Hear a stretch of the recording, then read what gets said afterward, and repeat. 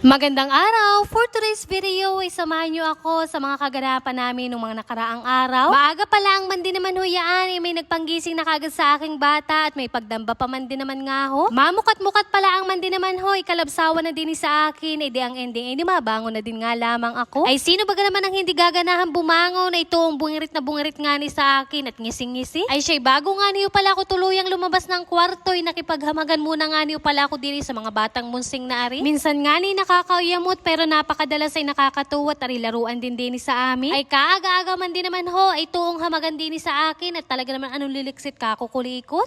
Ay siya tarita, fast forward ko na dahil nga niyo pala bukas ay may punsyonan na aganapin din sa amin ay ngayon pala ang inagkatay na kaagad ng baboy. Dahil hindi naman ilalahok yung parting ulo at mga pata ng baboy kaya naman ngayon ay dialutuin ko na nga lamang ho palang humba. Ang una ko nga niyo palang ginawa ay kumuha ko ng malalim-lalim na lagayan at dyan ko nga niyo pala atimplahin yung mga sahog at samya na agamitin. Pinagsama-sama ko nga lamang ho pala yung toyo, suka, bawang, sibuyas, laurel at saka nga niyo pala aring tahore. At nilagyan ko din nga niyo palayaan ng black beans, paminta, magic sarap at syempre ang asukal para maging manamis-namis. At ang hindi mawawalay aring bagis at sabi nga niyo pala ni inay ay ari daw nga niyo pala pampalinamnam. Ay siya'y wag niyo naman ho akong adjudge kung bakit garni ang paraan ng pagluluto ko at turo din nga lamang o pala rin sa akin ni inay. Madalas nga niyo pala din sa aming probinsya pag may mga punsyonan ay laging inatira yung ulo at saka mga pata. Ay di ang inagawang luto'y humba at yun nga niyo pala natagal ng ilang araw at ilang linggo. Bali ang ginawa ko diyan ay pinagsama-sama ko lahat bago hinalo-halo ko para matunaw nga niyo pala yung mga pampalasa. Tapos inihulog ko yung mga karne at menekos-mekos ko na din nga niyo pala yaan at kakumandi naman nga ho'y mahalo ko ng ayos. Aba ay bagong palas naman ho diyan yung aking kuko at bagong hugas ng kamay para sigurado nga niyo palang malinis. Menekos ko nga niyo pala yan ng maigi para kumapit at manuot yung lasa doon sa karne. Pagkatapos maibaban ng ilang minuto, isinalin ko na din nga niyo pala yan sa kaldero na aking paglutuan. Bali matagal-tagal nga niyo palang lutuin yung ganyan at isa pa nga ni malalaking tigpal yung ginawa namin diyang gaya. Bukod nga niyo pala sa toyo at suka na inilagay ko kanina ay wala na nga niyo palang tubig yaan at yan naman ay kusang nagatubig ng kanya. Dini nga niyo pala sa aming probinsya ay talaga namang napakadalas garning luto ang inagawa lalo na nga niyo pala pag may mga kasalan. Palibasa ay maraming inakatay na baboy ay di inatira nga niyo pala nila yung ulo, mga pata at saka nga niyo mga paa ng baboy. Halos isang malaking kaldero, isang kawa ang inaluto nila at yun nga ni daw naman ho ay natagal na mga ilang araw. Sobrang sarap nga niyo palang kainin ng mga ganyan pag nakakalipas ng mga ilang araw yung mga punsyonan. Kung dumaan nga niyo pala sa inyo yung araw na medyo sawa-sawa kayo sa mga delikadong karne ay pagkalipas man din ng 2